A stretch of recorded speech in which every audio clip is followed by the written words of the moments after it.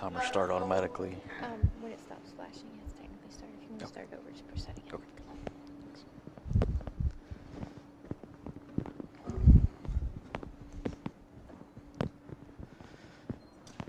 Thank you, Dr. Newman. I'm excited to share a little bit of the research that we're doing at the University of Kentucky in the Department of Animal Sciences. You've probably heard a little bit today about the bad parts of fescue, tall fescue, and I'll just say get ready to hear a little bit more. To start off, ergot alkaloids that are present in endophyte-infected tall fescue have been shown to induce vasoconstriction of peripheral vasculature. We've seen this both in the animal in vivo experiments and in the lab in vitro. We've recently also shown in vitro that ruminal vessels are affected by these same ergot alkaloids, and mainly ergovaline is the main causative agent, we think, for the animal symptoms. We also know that nutrient absorption from the rumen or the foregut of the cow is dependent on blood flow to the absorptive surface or the epithelium. Therefore, we think that the ergot alkaloids could decrease nutrient absorption from the rumen, and this could contribute to the symptoms of the fescue toxicosis syndrome.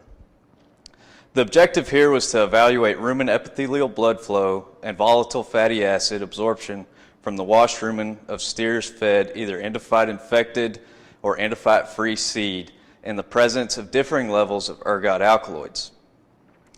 To do this, we used 8 ruminally cannulated steers that were paired by weight. One steer from each pair was assigned to the E+ or the endophyte-infected seed treatment. The other steer received the E-, the endophyte-free seed treatment. They received the seed through the rumen cannula twice daily. Steers were pair-fed based on the intake of the E+ steers, so that when their intake went down, we reduced the E- intake as well. We offered alfalfa cubes at 1.5 times their maintenance requirement. As I said, seed was dosed twice daily for 7 days at a previously determined rate of ergovaline.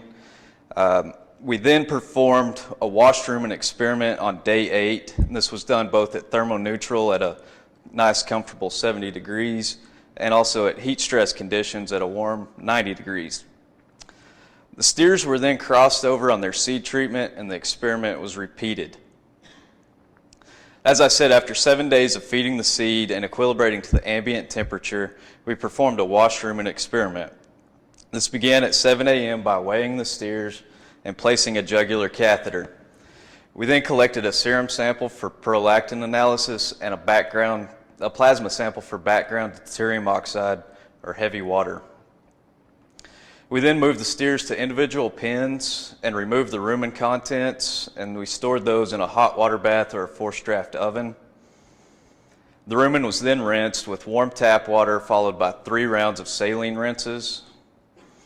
We then incubated a series of 3 buffers in the rumen. The treatments included a control, which just had the excipient or the vehicle.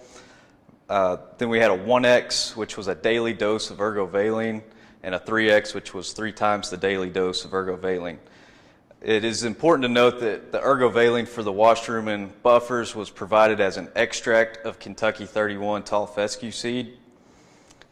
So there were other ergot alkaloids present than ergovaline, but we based everything on the concentration of ergovaline. Here's just a visual depiction of our buffer incubations for the washed rumen experiment. We did go control buffer followed by the 1X followed by the 3X. For each buffer treatment, there were actually 2 buffer incubations, which included an equilibration buffer and a sampling buffer. After the sampling buffer, we removed it and washed the rumen with saline and then moved on to the next treatment. We collected buffer samples at the times noted and blood samples from the jugular catheter, also at the times noted there. Here's a table showing the chemical composition of the buffer, which is just a typical Krebs buffer with the addition of volatile fatty acids, a major energy source for the cattle. The equilibration buffer, as I said, contained either the excipient or the extract. The sampling buffer was identical, except it also had chromium EDTA and deuterium oxide, which were used as markers. Some of the calculations we did, a model was developed to predict the amount of water in the rumen when we added the buffer or residual water. We also predicted ruminal liquid passage rate, which is how fast the buffer was escaping the rumen into the lower gut. And we also estimated physiological water influx, which was just saliva or water coming across the rumen wall. Data from that model were fitted against the observed chromium concentrations and the initial buffer weight. This allowed us to calculate the liquid volume at each sampling time point. And using that calculated volume and our measured concentration of metabolites, we were able to calculate a pool size, or the amount of the metabolite that was present at each time point, and we could look at the decrease over time. We also corrected that for passage out of the rumen in the liquid and influx into the rumen through physiological water. For the deuterium oxide, we went on to calculate a ruminal clearance, which was just the flux or the absorption relative to the concentration in the buffer, and corrected for the plasma concentration. The key thing here is that the ruminal clearance of deuterium oxide is our measure of blood flow to the rumen epithelium, to the absorptive surface, and that's what we were really interested in for this experiment. The data for this was analyzed as a randomized complete block design split plot. The whole plots included the seed treatment and the crossover period. And the subplot was the buffer treatment, or it's easier to think of as the extract level.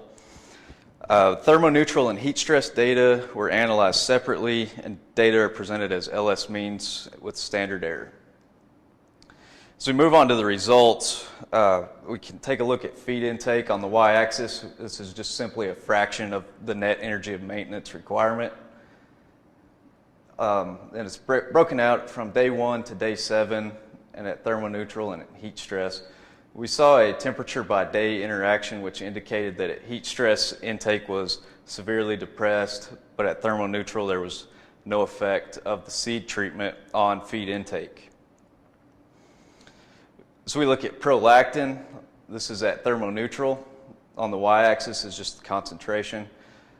We had a seed treatment effect, which showed that the E+ steers had lower prolactin concentrations at both day 0 and day 8, but the difference was much more pronounced at day 8.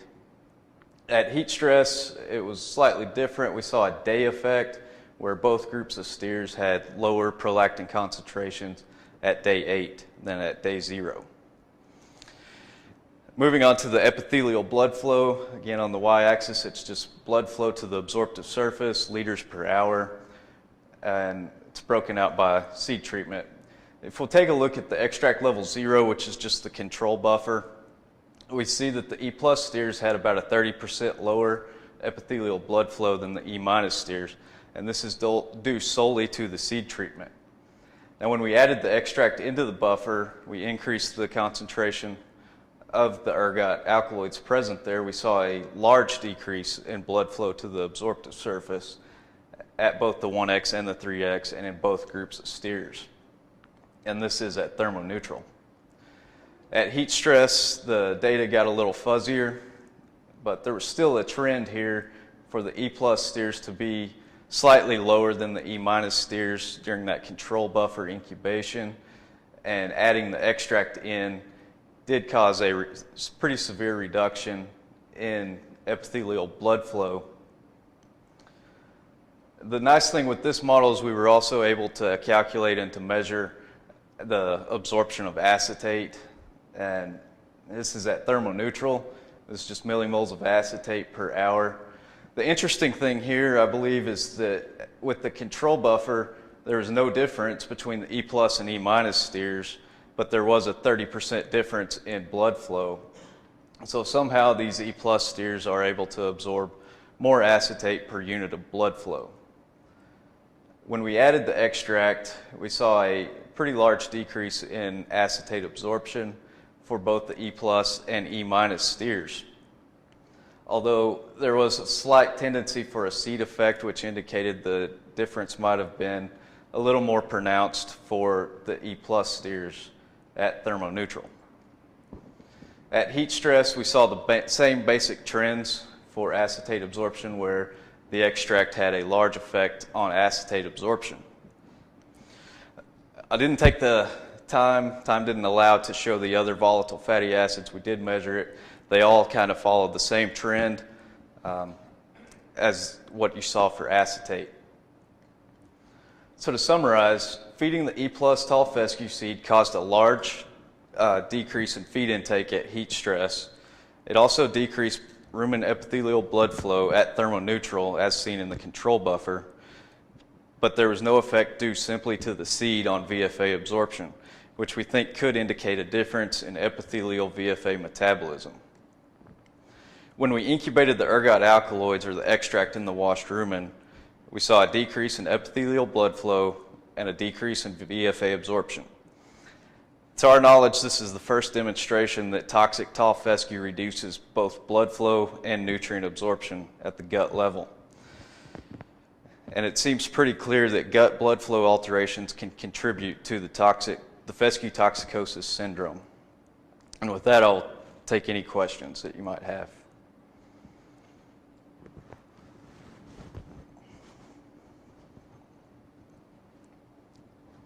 Questions for what breeds of cattle? The question was what breeds of cattle we use. These were Holstein steers that were much easier to cannulate and handle.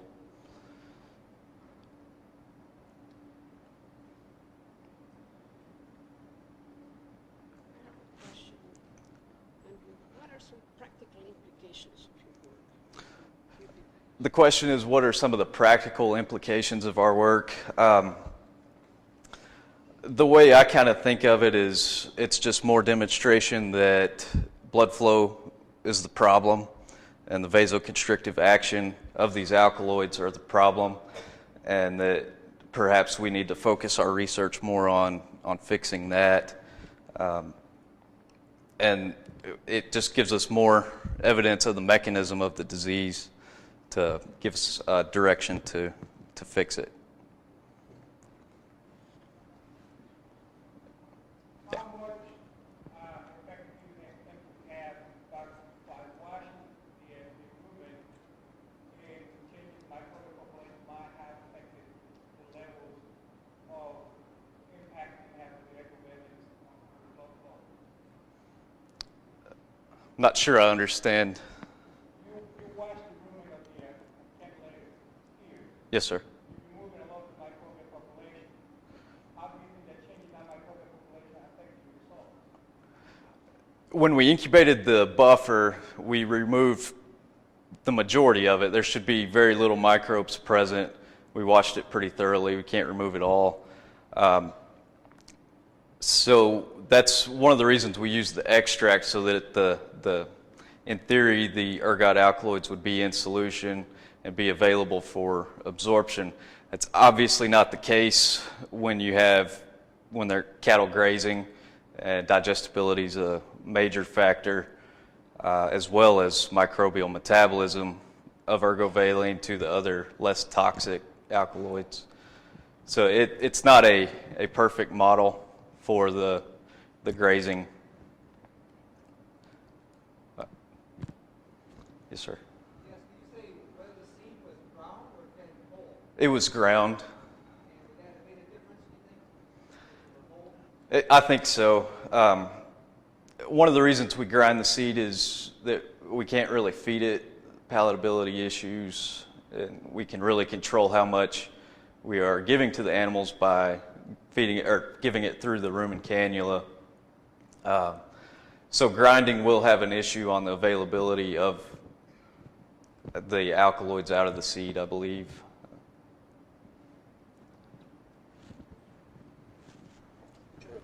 Thank you very much.